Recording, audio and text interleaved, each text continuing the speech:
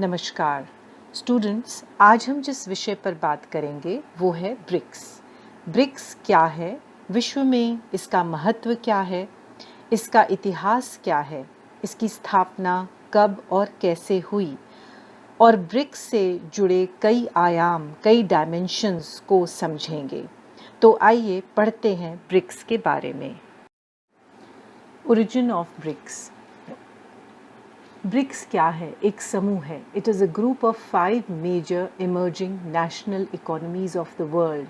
विश्व की 5 उभरती हुई ये अर्थव्यवस्थाएं हैं और इन अर्थव्यवस्थाओं में 5 देश हैं: Brazil, Russia, India, China and south Africa. Brazil, रूस, भारत, चीन और दक्षिण अफ्रीका। अब जैसे कि हम देख सकते हैं ब्रिक्स कैसे बना है। प्रत्येक देश के नाम के पहले अक्षर से B for Brazil, R for Russia, I for India, C for China and S for South Africa. इस तरह से ये एक्रोनिम ब्रिक्स बना है। ब्रिक्स एक्चुअली वास्तव में 2009 में इसकी स्थापना हुई थी और तब ये ब्रिक के रूप में जाना जाता था क्योंकि दक्षिण अफ्रीका जो है इसके अंदर जो है सम्मिलित नहीं था। इसका मुख्य उद्देश्य क्या था, किस उद्देश्य से इसकी स्थापना हुई थी? Economic, political and regional cooperation, आर्थिक, राजनीतिक और क्षेत्रीय सहयोग के उद्देश्य से ही इस ब्रिक समूह की स्थापना हुई थी। वास्तव में जो ये ब्रिक या 4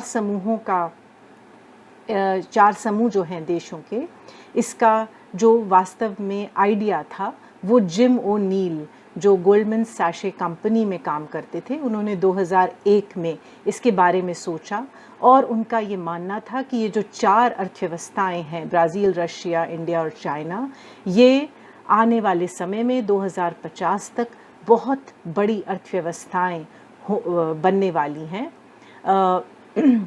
साउथ अफ्रीका जो है इसके अंदर 2010 में सम्मिलित हुआ और तब से ये जो समूह है इसका नाम ब्रिक से ब्रिक्स बन गया जब साउथ अफ्रीका इसमें सम्मिलित हुआ। Features of BRICS. ब्रिक्स की क्या विशेषताएं हैं?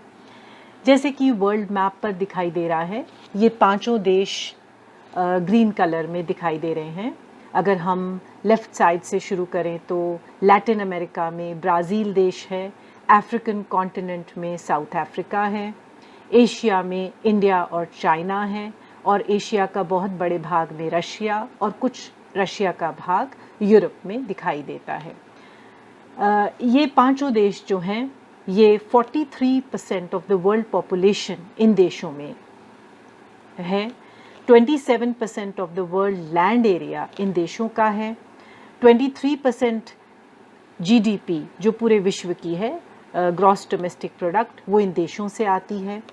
50% of the world economic growth in देश की अर्थव्यवस्थाओं में दिखाई देती है और पूरे विश्व का जो व्यापार है 17% of the share of world trade in देशों से होता है।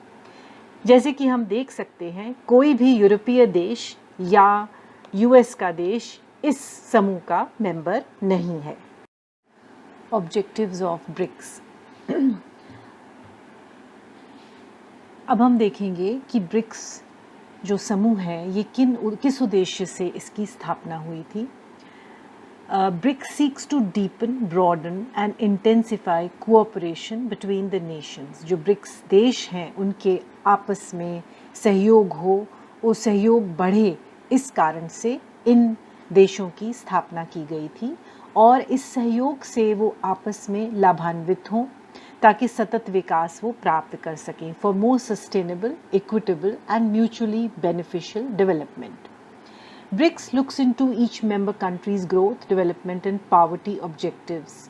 जो ये देश हैं ये आपस में एक दूसरे की समस्याओं को समझने का भी कार्य करते हैं, एक दूसरे की समस्याओं को सुलझाने के लिए सहयोग करते हैं ताकि विकास हो, वृद्धि हो और जो निर्धनता है उससे भी कई देश जो फेस कर रहे हैं उससे भी इनको निजात मिले, ताकि कोऑपरेशन हो और इकोनॉमिक स्ट्रेंथ बढ़े, आपस में आर्थिक रूप से इनका जो वर्चस्व है, इनकी जो शक्ति है वो बढ़े और आपस में प्रतिस्पर्धा ना हो, आपस में सहयोग से कार्य करने के उद्देश्य से इनकी स्थापना हुई है।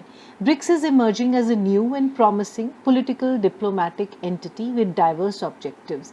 प्रत्येक देश की अर्थव्यवस्था में कुछ न कुछ भिन्नता हो सकती है, परंतु फिर भी इन अलग अलग उद्देश्यों को पूरा करने के लिए ये आपस में सहयोग करते हैं। तो आर्थिक सहयोग, राजनीतिक सहयोग, हर तरह से सहयोग करने के उद्देश्य से ही ये पांचों देशों की अर्थव्यवस्थाएं एक साथ एक दूसरे को लाभान्वित करने के लिए कार्य करती हैं। अब हम आते हैं ब्रिक्स की एनुअल समिट्स पे, शिखर सम्मेलन। जब से ब्रिक्स की स्थापना हुई जून 2009 से, तब से प्रत्येक वर्ष वार्षिक रूप से इनके सम्मेलन होते हैं, शिखर सम्मेलन कहा जाता है। प्रत्येक देश, पांचों देश के जो अध्यक्ष हैं, हेड ऑफ स्टेट हैं, चाहे वो प्राइम मिनिस्टर हों या प्रेसिडेंट हों, वो सब इन शिखर सम्मेलन के जहाँ पर भी ये होता है आयोजित, वहाँ के चेयर, उस सम्मेलन को चेयर करते हैं। तो पहला शिखर सम्मेलन रशिया में हुआ 16 जून 2009 में, तब से शुरुआत हुई। इस समय ये 4 ही देश थे, दक्षिण अफ्रीका नहीं जुड़ा था इस पर। सेकंड जो दूसरा शिखर सम्मेलन है वो 2010 ब्राज़ील में हुआ। 2010 के लेटर ईयर में ही दक्षिण अफ्रीका यहाँ पर जुड़ा था, इसलिए पहले जो 2 शिखर सम्मेलन है उसमें दक्षिण अफ्रीका नहीं था। थर्ड जो एनुअल समिट है वो 2011 में हुई, चीन में हुई। तो बारी बारी से सभी देश मेज़बानी करते हैं इन शिखर सम्मेलन की, और इसके बीच भी प्रत्येक वर्ष बीच में भी देशों के अलग अलग जो चाहे वो केंद्र बैंक के चेयरमैन हों, गवर्नर हों, या बाकी भी जितने भी मिनिस्ट्रीज़ हैं उनके हेड्स हैं, उनकी भी मीटिंग्स होती रहती हैं और बहुत से मुद्दे जो हैं वो डिस्कस होते हैं। तो 4th जो समिट है वो भारत में हुआ, ये 4th समिट नई दिल्ली में हुआ भारत में। 5th समिट साउथ अफ्रीका में हुआ, डर्बन में। 6th समिट ब्राज़ील में हुआ, फोर्टजेला में। ये इम्पॉर्टेंट है, यहाँ पे एक डिक्लेरेशन भी की गई, और आगे हम पढ़ेंगे कि कैसे जो ब्रिक्स का बैंक है इसकी स्थापना भी इस समय भी सोची गई थी कि इस समय इसकी स्थापना की जाएगी। 7th समिट रशिया में हुआ, 8th समिट फिर से भारत में हुआ, और गोवा में बेनोलिम शहर में ये समिट हुआ। 9th समिट चाइना में हुआ, 10th समिट साउथ अफ्रीका में, और 11th समिट अभी नवंबर 2019 में ब्राज़ील में हुआ है। तो मेज़बानी करते हैं बारी बारी से सभी देश, एक के बाद एक अपने अपने देश में, और इस तरह से प्रत्येक समिट जो भी होता है उसमें बहुत ही महत्वपूर्ण मुद्दे जो हैं उनके बारे में डिस्कशन की जाती है। प्रत्येक समिट के अंदर अलग अलग उस देश के मुद्दे भी उठाए जाते हैं जहाँ पर ये समिट संपन्न हो रहा है। तो अभी ये ब्रिक्स जो है बहुत पुराना नहीं है, 1 दशक लगभग हुआ है इसको। 2009 में इसकी स्थापना हुई थी और 2019 में इसका लास्ट समिट हुआ है। 11 समिट हो चुके हैं अभी तक। प्रत्येक समिट में ये भी एक उल्लेखनीय बात है कि एक थीम रखा जाता है। वो थीम आपस में इन देशों के आपस में सहयोग के बारे में बात हो सकती है, या देश की अर्थव्यवस्था से जुड़े हुए कुछ मुद्दों की बात होती है प्रत्येक समिट के अंदर। फर्स्ट ब्रिक्स समिट 4 प्रमुख देशों ब्राज़ील, रूस, भारत एवं चीन का पहला शिखर सम्मेलन रूस के शहर येकाटेरिनबर्ग में 16 जून 2009 को संपन्न हुआ। इस सम्मेलन में जो प्रमुख बातें डिस्कस की गई वो थी कि हम वैश्विक आर्थिक जो परिस्थिति है उसको कैसे बेहतर बनाएं। WTO की दोहा दौर की वार्ताओं को शीघ्र पूरा करने की बात की गई। व्यापारिक प्रतिबंधों तथा संरक्षणवाद को समाप्त करने की बात कही गई, और अंतर्राष्ट्रीय वित्तीय संस्थाओं के पुनर्गठन की मांग भी उठाई गई।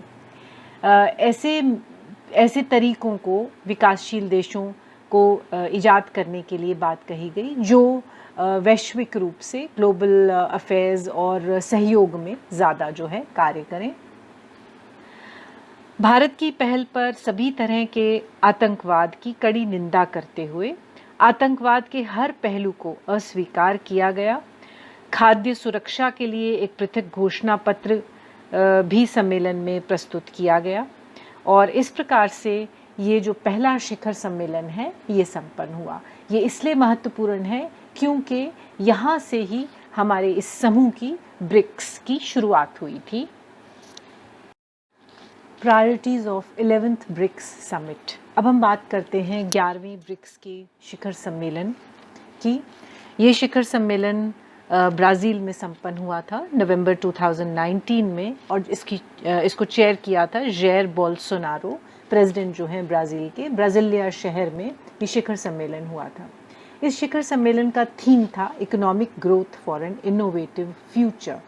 किस प्रकार से हम भविष्य में इनोवेटिव फ्यूचर के लिए आर्थिक वृद्धि, आर्थिक विकास कर सकते हैं। Strengthening of cooperation in science, technology and innovation. हम विज्ञान में, तकनीक में कैसे सहयोग करके और बेहतर और आगे चल सकते हैं। Enhancement of cooperation on digital economy, जैसे कि हम सब जानते हैं 4th इंडस्ट्रियल रिवोल्यूशन के अंदर हमारी जो डिजिटल इकोनॉमी है उसके अंदर आगे बढ़ना कितना आवश्यक हो गया है हमारे आर्थिक विकास के लिए भी, और इसलिए डिजिटल इकोनॉमी पर जोर दिया गया। Invigoration of cooperation on fight against transnational crime, specially organised crime, money laundering and drug trafficking. Crime rate जो बहुत तेज़ी से बढ़ता जा रहा है, देशों के भीतर और देशों के बीच में ग्लोबल लेवल पर जो क्राइम बढ़ गया है, इसको किस तरह से इस पर रोक लगाई जाए, इसको कैसे कम किया जाए, इस सब के बारे में। और मनी लॉन्ड्रिंग और ड्रग ट्रैफिकिंग बहुत बड़ी एक मुद्दा है जिसके बारे में डिस्कशन हुई। Encouragement to rapprochement between New development Bank and BRICS business council. ये दो भाग हैं हमारे ब्रिक्स के। इसका ब्रिक्स का एक बैंक है और एक बिजनेस काउंसिल है जो एंटरप्रेन्योर्स का एक ग्रुप है। इन दोनों के बीच में जो ब्रिक्स बैंक है वो वित्त प्रोवाइड करता है और बिजनेस काउंसिल जो है ये अपनी मीटिंग्स करके इंडस्ट्रियल इकोनॉमी को किस प्रकार से बढ़ाती है, इंडस्ट्रियल डेवलपमेंट किस प्रकार से हो सकता है, तो दोनों के बीच में एक समन्वय स्थापित करने की बात कही गई।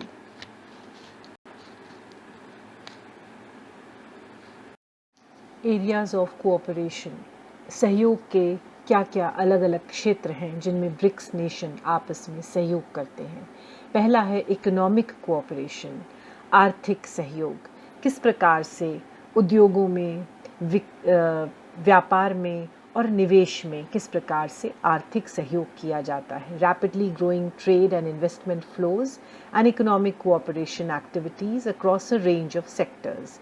Agreements made in areas of economic and trade cooperations, innovative cooperation, customs cooperation, strategic cooperation, promoting integrated trade and investment market.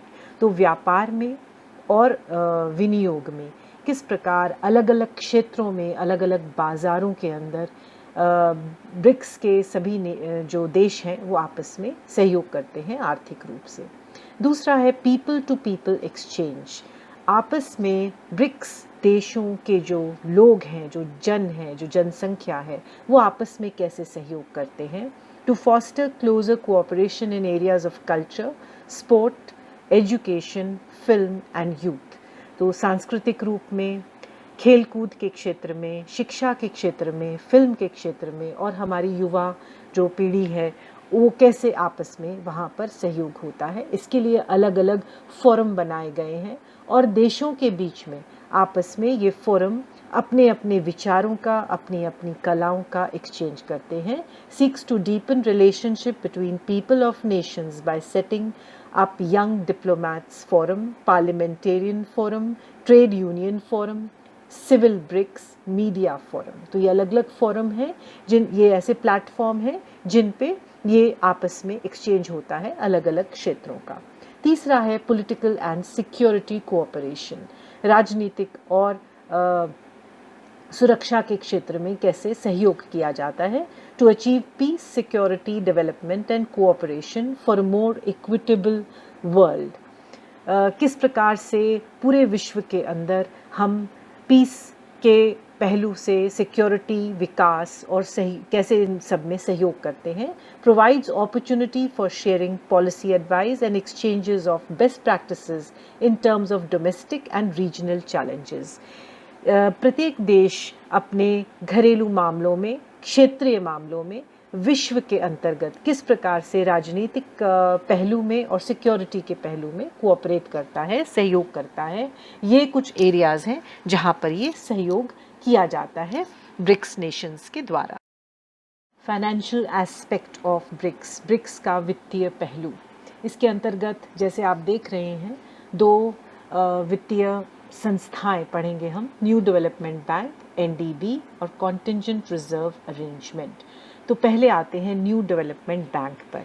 BRICS के छठे शिखर सम्मेलन में जो ब्राज़ील के फोर्टालेज़ा शहर में 2014 में संपन्न हुआ, जो सदस्य देश थे उनको विकास वित्त उपलब्ध कराने तथा नकदी संकटों से निपटने में मदद के लिए ब्रिक्स बैंक नाम से एक विकास बैंक की स्थापना का निर्णय लिया गया। ब्रिक्स बैंक NDB या न्यू डेवलपमेंट बैंक की स्थापना की सहमति ब्रिक्स के फोर्टालेज़ा शिखर सम्मेलन की सबसे बड़ी उपलब्धि रही। ये वो समय था जब अंतर्राष्ट्रीय समुदाय वैश्विक आर्थिक संकट से उबरने तथा जलवायु परिवर्तन सहित सतत विकास की चुनौतियों से निपटने की समीक्षा कर रहा था। तो ये बैंक क्या है? एक मल्टीलैटरल डेवलपमेंट बैंक है। 100 अरब डॉलर की अधिकृत पूंजी वाले बैंक का हेडक्वार्टर जो है वो शंघाई, चीन में स्थित है। पांचों देशों के समान योगदान 10-10 अरब डॉलर से 50 अरब डॉलर की राशि से ये बैंक प्रारंभ हुआ और इसका ऑथराइज्ड कैपिटल जो है वो 100 बिलियन US डॉलर्स है। तो इस प्रकार से ये जो बैंक है ये कैसे कार्य करता है, ये प्राइमरी फोकस जो है इसका क्या है? इसका प्राइमरी फोकस है लेंडिंग इन इंफ्रास्ट्रक्चर प्रोजेक्ट्स, जो आधारभूत संरचना वाले प्रोजेक्ट हैं उसके लिए वित्त व्यवस्था ये प्रदान करता है। बाकी की ऑपरेशंस कौन से हैं? Key areas of operation are clean energy, transport infrastructure, irrigation, sustainable urban development. तो इस तरह से ये बैंक की स्थापना हुई थी। इसके प्रेसिडेंट जो हैं वो KV कामत हैं, इंडियन हैं जो, और इसका जो फर्स्ट रीजनल सेंटर है वो साउथ अफ्रीका में खोला गया था। अब हम आते हैं कॉन्टिंजेंट रिजर्व अरेंजमेंट CRA पर। NDB के अतिरिक्त बैंक से संबद्ध 100 अरब डॉलर की आपात आरक्षित विदेशी विनिमय व्यवस्था, जिसको हम कॉन्टिंजेंसी रिजर्व अरेंजमेंट कहते हैं, इससे सदस्य देशों की जो अल्पकालीन नकदी दबाव है इससे निपटने को इससे मदद मिलती है। तो CRA एक्चुअली एक रिज़र्व है जो बहुत ही कॉन्टिंजेंसी रिज़र्व इसे कहा जाता है, जो ऐसी परिस्थितियों में प्रयोग में लाया जाता है जब आर्थिक क्राइसिस होती है। A framework to provide protection against global financial pressures and help mitigating economic crisis. It aids emerging economies facing uncertain macroeconomic environment, जहाँ पर अनिश्चितता है हमारी अर्थव्यवस्था में, वहाँ पर इससे वित्त प्राप्त किया जा सकता है। It provides support to BRICS countries through additional liquidity and precautionary instruments. Initial total commitment resources of CRA were 100 billion US dollars. India's role in BRICS. Bharat की ब्रिक्स में क्या भूमिका है? भारत ने दो जो समिट्स हैं, दो शिखर सम्मेलन 4th और 8th, इन दोनों की मेज़बानी की। जो 4th समिट है वो 2012 में नई दिल्ली में हुआ। भारत ब्रिक्स का एक बहुत ही महत्वपूर्ण और शक्तिशाली सदस्य है।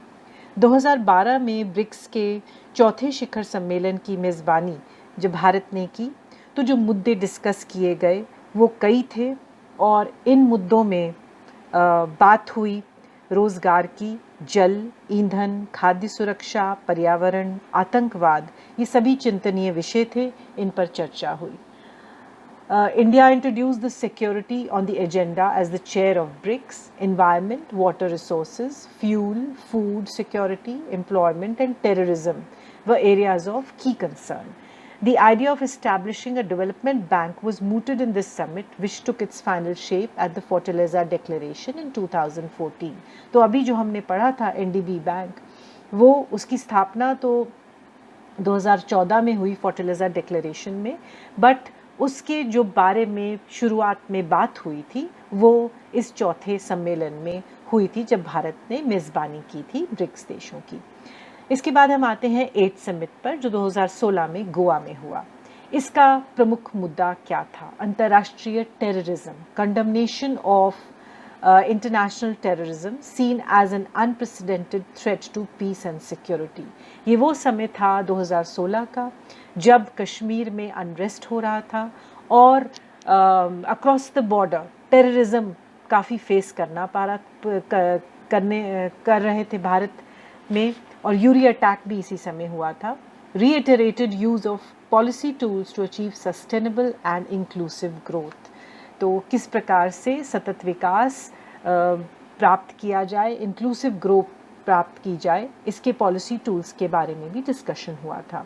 Cooperation in matters relating to intellectual property rights and digital economy, दो लेटेस्ट विषय, IPR इंटेलेक्चुअल प्रॉपर्टी राइट्स जिसका आजकल देश विदेश में बहुत चर्चा होती है और जिसके आधार पर बहुत से उद्योग जो हैं वो कार्य करते हैं। डिजिटल इकोनॉमी जो हमारी 4th इंडस्ट्रियल रेवोल्यूशन का बहुत इम्पॉर्टेंट हिस्सा है। इन सब मुद्दों पर एक समिट में बात हुई। तो भारत का रोल इससे दिखाई देता है कि ये जो दो प्रमुख समिट हैं, वैसे तो भारत प्रत्येक शिखर सम्मेलन में बहुत आगे होकर भाग लेता है और बहुत से मुद्दों पर बात होती है, परंतु 4th और 8th समिट जो है वो भारत की मेज़बानी में किया गया। 11th summit, significance for India, 11वां जो शिखर सम्मेलन है उसका भारत के लिए क्या महत्व है। हमने पढ़ा कि 11वां शिखर सम्मेलन ब्राज़ील की राजधानी ब्राज़िलिया में हुआ और वहाँ पर सभी 5 देशों के जो हेड ऑफ स्टेट हैं वो वहाँ पर मिले। तो भारत के लिए क्या महत्व था इस 11th समिट का? सबसे पहला, regional office of the new development bank to open in India and give impetus to financing of projects in India's priority areas। Bharat के जो महत्वपूर्ण क्षेत्र हैं, प्राथमिकता वाले क्षेत्र हैं, वहाँ पर किस प्रकार से ये जो BRICS bank, new development bank, इसको ब्रिक्स बैंक भी कहते हैं, वो उसका जो रीजनल ऑफिस है वो भारत में खुलने का ऐलान हुआ। याद रहे कि पहला जो रीजनल बैंक है वो साउथ अफ्रीका में खुला था। तो इसमें जितने भी प्रोजेक्ट्स हैं जो प्राथमिकता वाले क्षेत्र में भारत में हैं, उनमें उनको वित्त व्यवस्था, वित्त प्रदान करने के लिए प्रोत्साहित किया जाएगा। दूसरा है the joint working committee, the joint working group on counter terrorism to constitute 5 sub working groups on counter terrorism ranging from terrorist financing to use of internet for terrorist purposes. तो एक जॉइंट वर्किंग ग्रुप टेररिज्म को लड़ने के लिए बनाया गया, जिसमें 5 सब ग्रुप होंगे और इसमें बहुत से टॉपिक्स जो हैं वो डिस्कस किए गए, जिसमें से कैसे इस टेररिस्ट एक्टिविटीज़ को फाइनेंस किया जाता है और टेररिस्ट पर्पसेस के लिए इंटरनेट का यूज़ कैसे होता है। ऐसे बहुत से 5 सब वर्किंग ग्रुप्स बनाए गए। और तीसरा, इंडिया जो है has taken a lead over the years in the area of counter terrorism and will chair the sub group on use of internet for terrorist purposes. तो भारत उसमें से जो 5 सब वर्किंग ग्रुप हैं उसमें से एक ग्रुप को चेयर करेगा, उसको लीड करेगा, क्योंकि भारत ने टेररिज्म के विरुद्ध बहुत से मुद्दे उठाए हैं और सतर्क रहा है हमेशा ही, और सभी देशों को एकजुट होने की बात भी भारत ने कही है।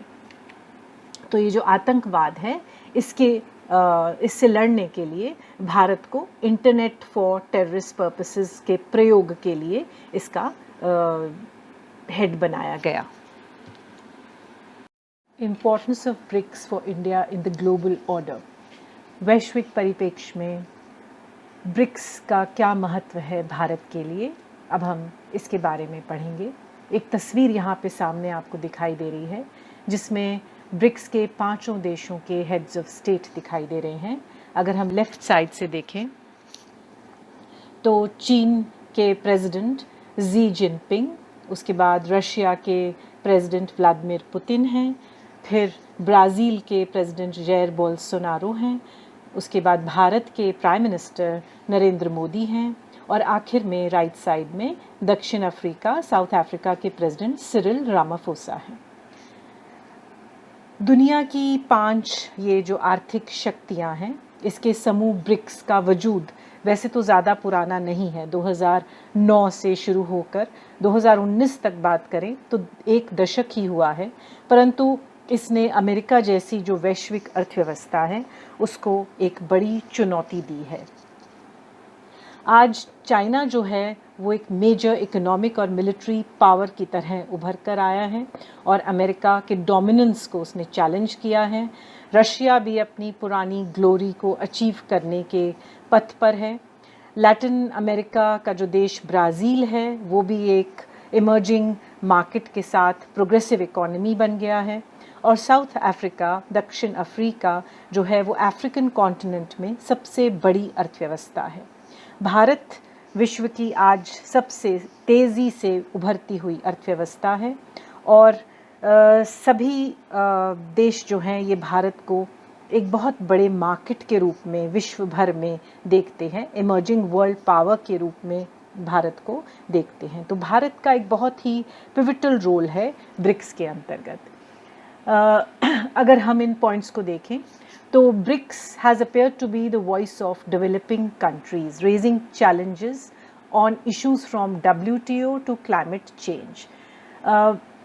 ब्रिक्स जो है वो विकासशील देशों के लिए बहुत बड़ी बड़ी चुनौतियों के मुद्दों पर कार्य करता है, जैसे WTO, IMF और विश्व बैंक के अंदर ज़्यादा से ज़्यादा भागीदारी के रूप में, और जलवायु परिवर्तन में भी जो बहुत इम्पॉर्टेंट मुद्दे हैं वो ब्रिक्स जो है वो उठाता है। India believes that the rights of the developing countries must be protected by BRICS.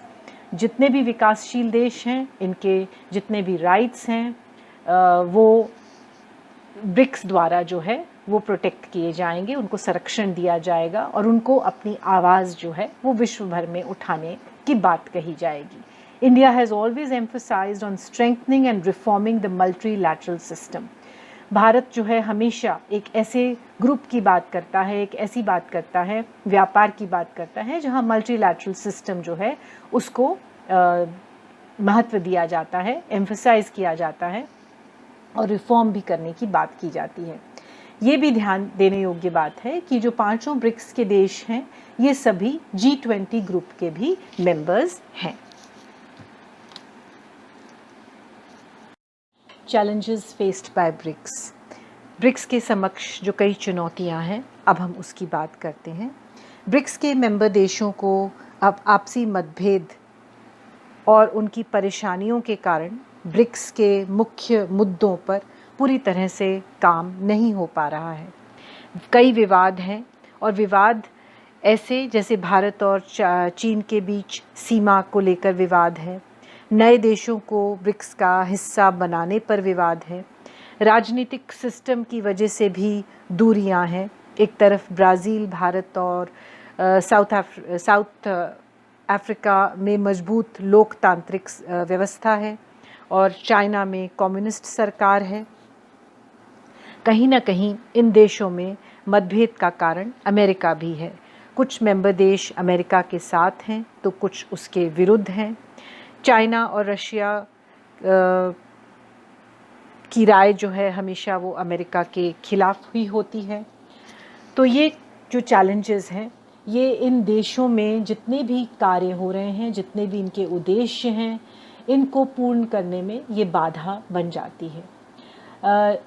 Lack of binding ideology between member nations, जो सदस्य देश हैं उनकी विचारधाराएं काफ़ी अलग हैं, उनमें बायलैटरल डिफरेंसेस हैं, उनमें पॉलिटिकल सिस्टम्स में भी डिफरेंसेस हैं। चाइना का जो ओवरवेलमिंग प्रेजेंस है, जो दबदबा है चाइना का, वो भी इन देश में ब्रिक्स समूह में कार्य करने में बाधा डालता है। State-sponsored cross-border terrorism faced by India, especially after the 2016 Uri attack and Kashmir unrest, was a matter of grave concern. Bharat के लिए ये बहुत ही एक बड़ा मुद्दा था जो आतंकवाद हमने across the border देखा था, पर इसमें चीन ने कभी भी भारत को सपोर्ट नहीं किया.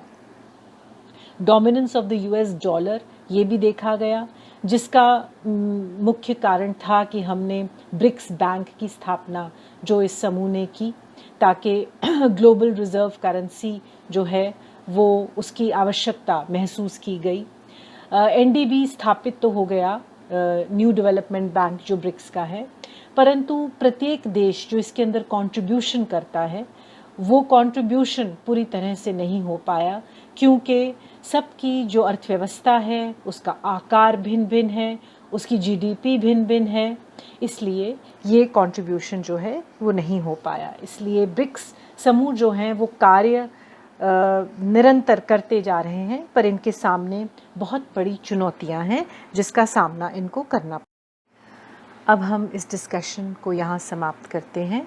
5 देशों के समूह ब्रिक्स के कई पहलुओं के बारे में हमने यहाँ समझा. Thank you.